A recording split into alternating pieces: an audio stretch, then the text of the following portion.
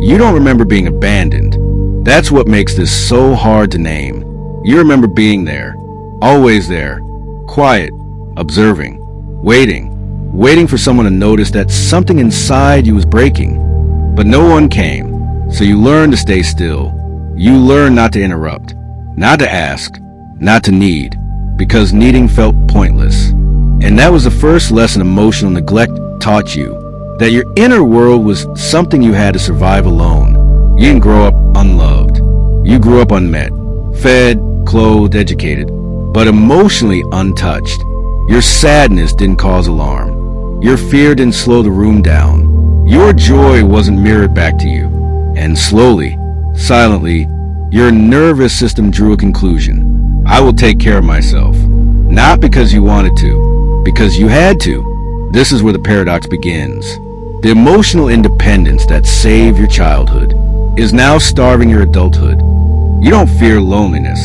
You fear needing someone and discovering they won't be there. Here's the truth most people never say out loud. Children do not become independent because they are strong. They become independent because dependence was unsafe. So you adapted. You became capable too early, composed too early, self-sufficient before your nervous system was ready.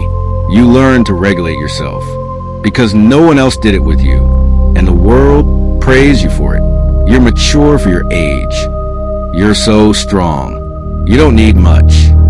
No one noticed that strength had replaced comfort. And this is how emotional neglect hides. It doesn't leave bruises. It leaves patterns. Psychologists call this emotional neglect not a trauma of action, but a trauma of absence. Nothing dramatic happened, and yet something essential never did. No attunement, no emotional mirroring, no one helping you make sense of what you felt. So your attachment system adapted. This is called avoidant attachment. Not because you don't want closeness, but because closeness once led to nothing. So your body learned. Don't reach. Don't expect. Don't rely. Connection became a risk calculation, and independence became your armor. That armor has a name. Hyperindependence. It looks like confidence. It looks like competence. It looks like strength. But underneath it is a child who learned that asking for help leads to disappointment. So you stopped asking. You handle everything. You carry everything. You solve everything. And no one ever asks who carries you. Your nervous system never learned how to rest inside connection. So even when someone offers care, your body tightens. Receiving feels foreign. Support feels suspicious. Softness feels unsafe. Here's what emotional neglect really does to the brain. It doesn't make you emotional. It makes you analytical. Your feelings don't move freely. They get trapped in thought. You don't feel sadness. You explain it. You don't feel anger. You justify it. Your default mode network, the part of the brain that reflects inward, becomes surveillance system. Always monitoring. Always adjusting. Always asking. Am I too much? Am I asking for too much? Is it safe to show this? You became fluent in control because chaos once lived inside silence. The real cause of emotional neglect is not loneliness. It is invisibility. You learned that your inner life did not change the environment, so you stopped sharing it. You became emotionally intelligent, but personally silent. You learned to read others while losing contact with yourself. And that creates grief. Not loud grief, quiet grief. Grief for the comfort you never received. Grief for the questions no one asked you. Grief for the moments you were overwhelmed and had to swallow it alone. Carl Jung once said that the greatest burden a child carries is the unlived life of the parent. But emotional neglect creates something else.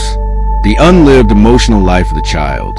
So you grew into someone functional, productive, responsible, reliable, but something always feels missing. You can be surrounded by people and still feel untouched. You can be loved and still feel unknown, because love, to you, has always been something you manage, not something you fall into. And the fear beneath all of it is not abandonment, it's exposure, because exposure once led to emptiness. So you keep your armor on. As an adult, This wound doesn't disappear. It evolves. You might struggle with intimacy, not because you don't want closeness, but because closeness activates your nervous system. You want connection. Your body wants distance. You might choose emotionally unavailable partners because distance feels familiar.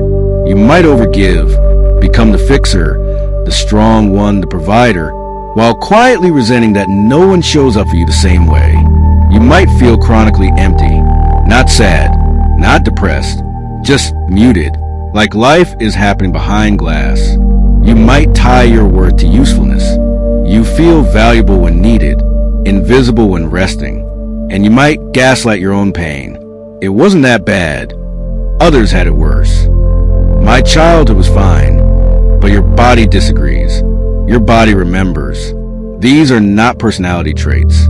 They are coping strategies that outlive their purpose. And healing does not begin with fixing them. It begins with witnessing them, without judgment, without minimization, seeing the pattern, without shaming the child who created it. Healing emotional neglect is not about becoming dependent. It is about becoming safe. Safe with your own needs, safe with receiving, safe with being seen. It begins with your parenting, learning to respond to your emotions instead of dismissing them, learning to comfort yourself without telling yourself to be stronger, letting feelings exist without explaining them away, choosing softness where you once chose armor, letting someone show up even when your body resists. Shadow work teaches us this. What you suppress controls you, but what you integrate sets you free. Healing is not dramatic. It is quiet. It is allowing rest without guilt, allowing help without apology, allowing yourself to take up emotional space. Philosopher Martin Buber wrote, "All real living is meeting." Healing is learning to meet yourself where no one else did. You were never weak. You were neglected.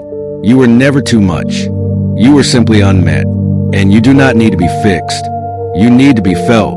If this video gave language to something you've carried silently, share it, because emotional neglect heals in connection. And this time, you don't have to survive alone.